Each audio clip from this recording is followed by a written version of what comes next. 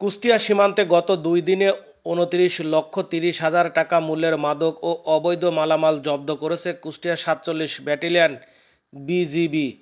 ৪৭ battalion বিজিবির অধিনায়ক lieutenant colonel মাহবুব মোর্শেদ রহমান পিএসসির স্বাক্ষরিত এক প্রেস বিজ্ঞপ্তিতে এই তথ্য নিশ্চিত করেন। প্রেস বিজ্ঞপ্তিতে জানানো হয়, গোপন তথ্যের ভিত্তিতে সদর ব্যাটালিয়নের বিশেষ টহল দল ভেড়ামারা গোলাপনগর ৩ রাস্তার মোড়ে অভিযান পরিচালনা করে মালিকবিহীন অবস্থায় ১২,০০০ প্যাকেট বাংলাদেশি নকল বিড়ি ও একটি নসিমন গাড়ি আটক করে।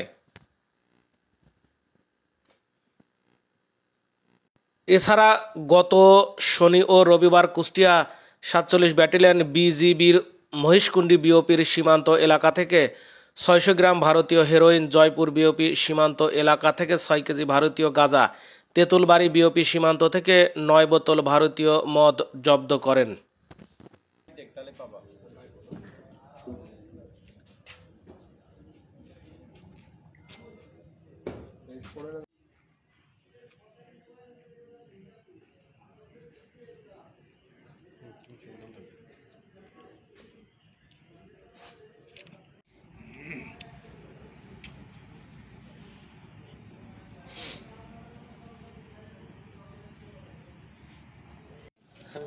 বিশটা করে সব জায়গাতেই দেবেন। ১ ২ ৩ ৪ ২০টা করে